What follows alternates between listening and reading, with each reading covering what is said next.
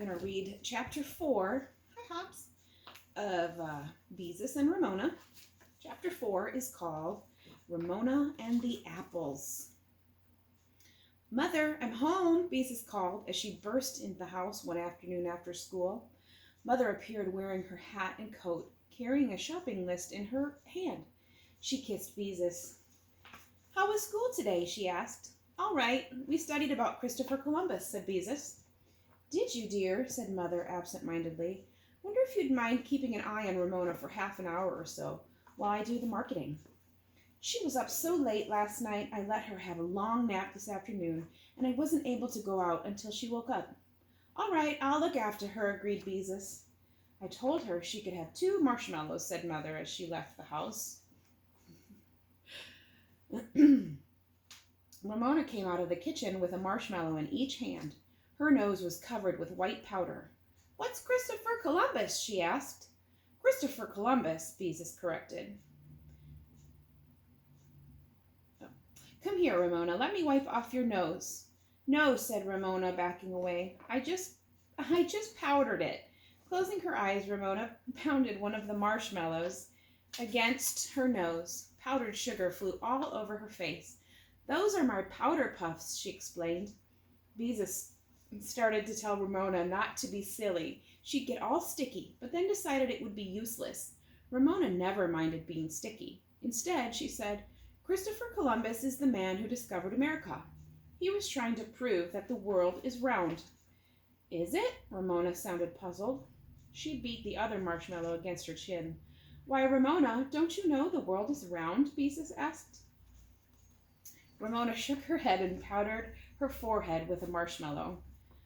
Well, the world is round just like an orange, Beezus told her. If you could start out and travel in a perfectly straight line, you would come right back to where you started from. I would? Ramona looked as if she didn't understand this at all. She also looked as if she didn't care much because she went right on powdering her face with the marshmallows.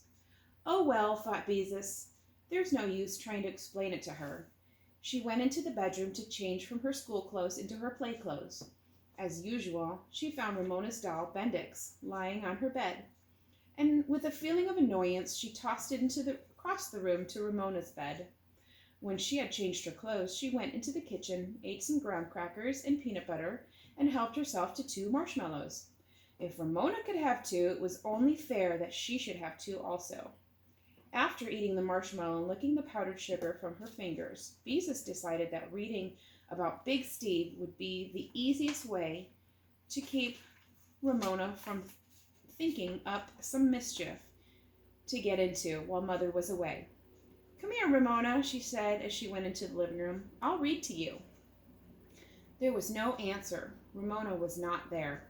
That's funny, thought Beezus, and went into the bedroom. The room was empty. I wonder where she could be, said Beezus to herself. She looked in Mother and Father's room. No one was there. Ramona, she called. Still no answer. Ramona, where are you? Still no answer. Beezus was worried. She did not think Ramona had left the house because she had not heard any doors open and close. Still, with Ramona you never knew. Maybe she was hiding. Beezus looked under the beds. No Ramona. She looked in the bedroom closets, the hall closet, the linen closet, even the broom closet. Still no Ramona. She ran upstairs to the attic and looked behind the trunks. Then she ran downstairs to the basement. Ramona, she called anxiously as she peered around in the dim light.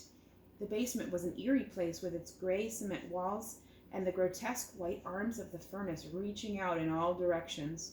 Except for a faint sound from the pilot light, everything was silent. Suddenly, the furnace lit itself with such a whoosh that Beezus, her heart pounding, turned and ran upstairs.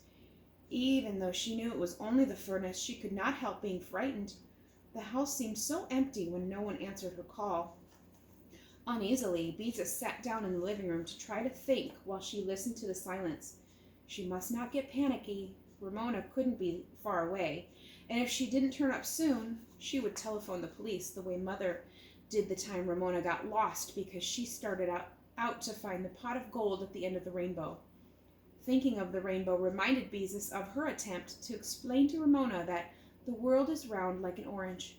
Ramona hadn't looked as if she had understood, but sometimes it was hard to tell about Ramona.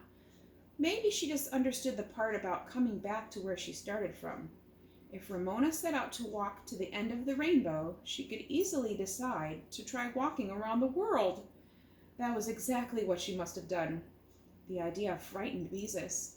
How would she ever find Ramona? And what would Mother say when she came home and found Ramona gone? To think of Ramona walking in a straight line, hoping to go straight around the world and come back where she started from, trying to cross busy streets alone, honked at by trucks, barked by strange dogs, tired and hungry, but I can't just sit here, thought Beezus. I've got to do something. I'll run out and look and up and down the street. She can't have gone far. At that moment, Beezus heard a noise. She thought it came from the basement, but she was not certain. Tiptoeing to the cold air intake in the hall, she bent over and listened. Sure enough, a noise so faint she could scarcely hear it came up through the furnace pipe. So the house wasn't empty after all.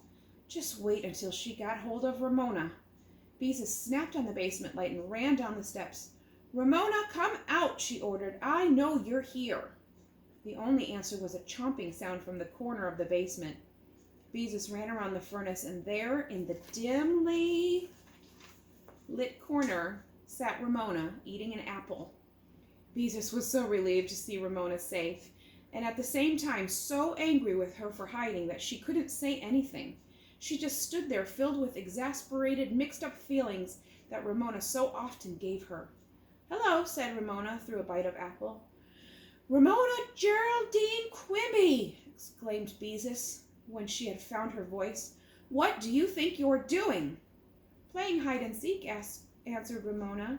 Well, I'm not, snapped Beezus. It takes two to play hide-and-seek. You found me, Ramona pointed out. Oh. Once again, Beezus couldn't find any words.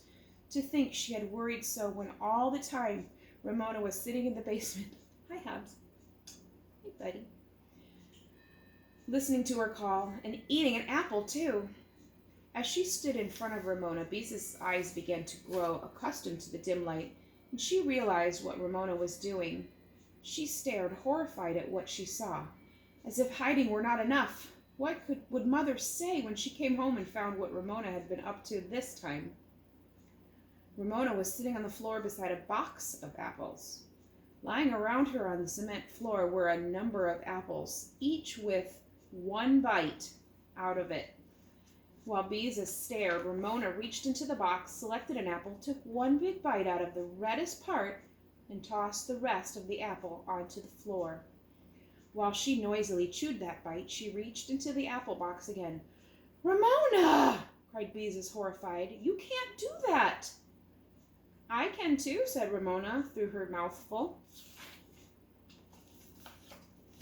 Here she is, eating her apples. Stop it, ordered Beezus. Stop it this instant. You can't eat one bite and then throw the rest away. But the first bite tastes best, explained Ramona reasonably as she reached into the box again. Beezus had to admit that Ramona was right. The first bite of an apple always did taste the best. Ramona's sharp little teeth were about to sink into another apple when Beezus snatched it from her. That's my apple, screamed Ramona. It is not, said Beezus angrily, stamping her foot. One apple is all you're supposed to have. Just wait till Mother finds out.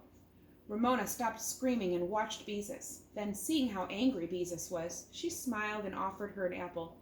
I want to share the apples, she said sweetly. Oh, no, you don't, said Beezus. And don't try to work that sharing business on me. That was one of the difficult things about Ramona. When she had done something wrong, she often tried to get out of it by offering to share something. She heard a lot about sharing at nursery school. Now what am I going to do, Beezus wondered. I promised Mother I would keep an eye on Ramona, and look what she's gone and done. How am I going to explain this to Mother? I'll get scolded too, and all the apples. What can we do with them? Beezus was sure about one thing.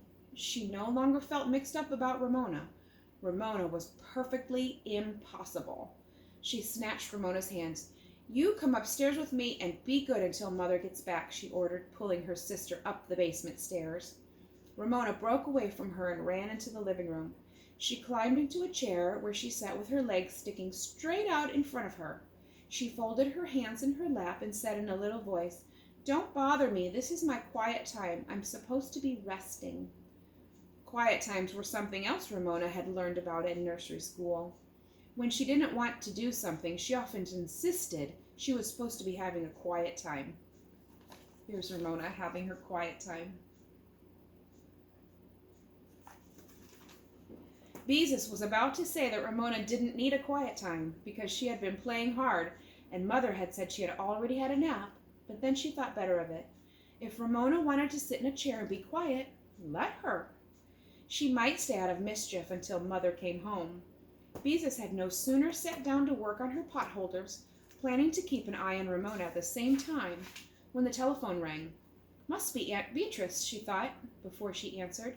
Mother and Aunt Beatrice almost always talked to each other about this time of day. "Hello, darling, how are you?" asked Aunt Beatrice. "Oh, Aunt Beatrice," cried Beezus, "Ramona has just done something awful and I was supposed to be looking after her. I don't know what to do." She told about Ramona's hiding in the cellar and biting into half a box of apples. Aunt Beatrice laughed. "Leave it to Ramona to think up something new," she said. "Do you know what I would do if I were you?" "What?" asked Beezus eagerly, already feeling better because she had confided her troubles to her aunt. "I wouldn't say anything more about it," said Aunt Beatrice. "Lots of times little children are naughty because they want to attract attention. I have an idea that saying nothing about her naughtiness will worry Ramona more than a scolding." Beezus thought this over and decided her aunt was right. If there is one thing Ramona couldn't stand, it was being ignored. "I'll try it," she said. "And about the apples," Aunt Beatrice went on, "all I can suggest is that your mother might make applesauce." This struck Beatrice as being funny, and as she and her aunt laughed together over the telephone, she felt much better. "Tell your mother I phoned," said Aunt Beatrice. "I will," promised Beezus, "and please come over soon." When Beezus heard her mother drive up, she rushed out to meet her and tell her the story of what Ramona had done. She also told her of Aunt Beatrice's suggestion. "Oh dear, leave it to Ramona," sighed Mother. "Your aunt is right. We won't say a word about it." Beezus helped her mother carry the groceries into the house. Ramona came into the kitchen to see if there were any animal crackers along with the packages. She waited a few minutes for her sister to tattle on her. Then, when Beezus didn't say anything, she announced, "I was bad this afternoon." She sounded a little pleased with herself. "Were you?" remarked Mother calmly. "Beezus, I think applesauce would be good for dessert tonight. Will you run down and bring up some apples?" When Ramona looked disappointed at having failed to arouse any interest, Beezus and her mother exchanged smiles. "I want to help," said Ramona, rather than be left out. Beezus and Ramona made 4 trips to the basement to bring up all of the bitten apples. Mother said nothing about their appearance, but spent the rest of the afternoon peeling and cooking apples. After she had finished it, she filled her 2 largest mixing bowls, a casserole, and the bowl of her electric mixer with applesauce. It took her quite a while to rearrange the contents of the refrigerator to make room for all the applesauce. When Beezus saw her father coming home, she ran out the front walk to tell him what had happened. He too agreed that Aunt Beatrice's suggestion was a good one. "Daddy!" shrieked Ramona when her father came in. "How's my girl?" asked Father as he picked Ramona up and kissed her. "Oh, I was bad today," said Ramona. "Were you?" said Father as he put her down. "Was there any mail today?" Ramona looked crestfallen. "I was very bad," she persisted. "I was awful." Father sat down and picked up the evening paper. "I hid from Beezus and I bit lots and lots of apples," Ramona went on insistently. Here they are making applesauce. Remarked Father from behind the paper. "I see they're going to raise bus fares again." "Lots and lots of apples," repeated Ramona in a loud voice. "They raised bus fares last year," Father went on, winking at Beezus from behind the paper. "The public isn't going to stand for this." Ramona looked puzzled and then disappointed, but she did not say anything. Father dropped his paper. "Something certainly smells good," he said. "It smells like applesauce." "I hope so. There's nothing I like better than a big dish of applesauce for dessert." Because Mother had been so busy making applesauce, dinner was a little late that night. At the table, Ramona was unusually well behaved. She did not interrupt, and she did not try to share her carrots the way she usually did, because she did not like carrots. As Beezus cleared the table and Mother served dessert, which was fig Newtons and, of course, applesauce, Ramona's good behavior continued. Beezus found she was not very hungry for applesauce, but the rest of the family appeared to enjoy it. After Beezus had wiped the dishes for Mother, she sat down to embroider her potholders. She had decided to give Aunt Beatrice the potholder with the dancing knife and fork on it instead of the one with the laughing tea kettle. Ramona approached her with Big Steve, the steam shovel, in her hand. "Beezus, will you read to me?" she asked. "She thinks I'll say no, and then she can make a fuss," thought Beezus. "Well, I won't give her the chance." "All right," she said, putting down her potholder and taking the book, while Ramona climbed the chair beside her. Big Steve was a steam shovel. He was the biggest steam shovel in the whole city, Beezus read. "Grrr," growled Big Steve when he moved the earth to make way for the new highway. Father dropped his newspaper and looked at his two daughters sitting side by side. "I wonder," he said, "exactly how long this is going to last." Here they are reading.